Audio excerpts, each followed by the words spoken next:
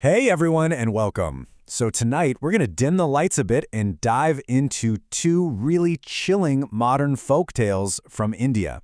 And trust me, these aren't just your average campfire stories. These are echoes of real tragedy born from some pretty intense horror. And they tend to linger in the most unexpected places. I mean, think about that for a second. What does happen when a deadly event never really ends? It's a terrifying thought, isn't it?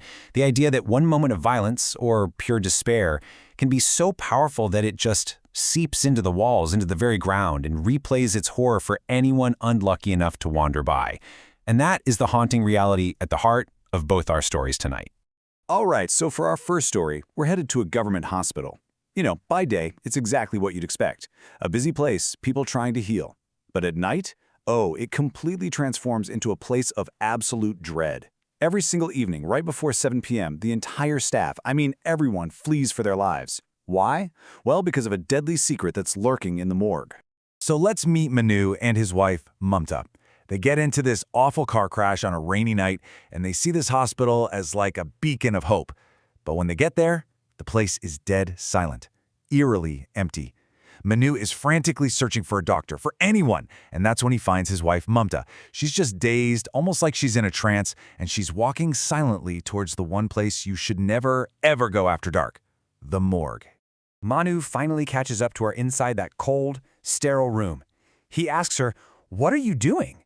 And she turns to him, and in this just hollow whisper, she says, "I am looking at my own body."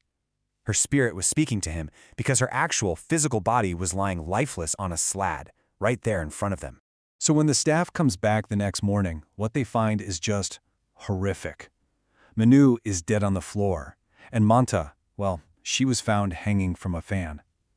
They had just become the latest victims of this hospital's curse. So you have to wonder, right? What kind of entity could be this powerful, this evil? Well, the whole story behind this curse, it's all about sacrilege and pure, raw revenge.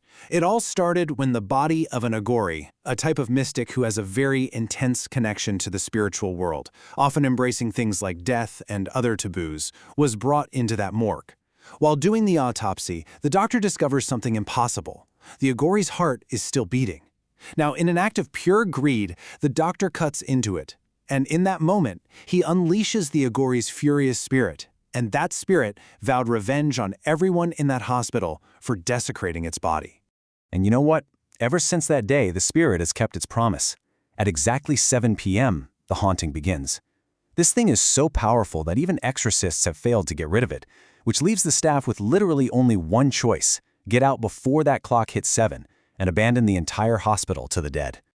Okay, so we're leaving that terrifying hospital behind, and now we're heading out onto a lonely, desolate road late at night. This is where a completely different kind of horror is just waiting for a stranded traveler. All right, so meet Shailesh. He's stuck. Middle of nowhere, his ride has failed him. Just as he's about to lose all hope, this old, rickety bus just appears out of the darkness. He's so relieved he flags it down, climbs on, and he has no idea he's just punched a ticket straight to the afterlife. Right away, something is just off. The driver is speeding like a maniac on these winding forest roads. Shailesh, with his panic rising, calls out, "Driver, please be careful." But there's nothing. The driver is totally silent, just staring ahead. And the other passengers? They're just staring, blankly, not a word. And then Shailesh gets his first real solid clue that something is seriously wrong. He looks down at his bus ticket. It's on this old, yellowed paper, and the date stamped on it is from years ago, June 1st, 2013. This cold dread just starts creeping up his spine. It hits him. This isn't just an old bus. He's somehow trapped in the past. So the bus is just barreling towards this cliff edge when another passenger finally screams, his voice just full of terror, and he tells Shailesh the horrifying truth. This bus is reliving its own accident. He realizes they're all ghosts, and he's stuck with them in this death loop, forced to relive their fatal crash night after night after night. It's pure instinct at this point. Shailesh just jumps from the speeding bus, hitting the ground just seconds before it flies off the cliff, plunges into the ravine, and vanishes into thin air.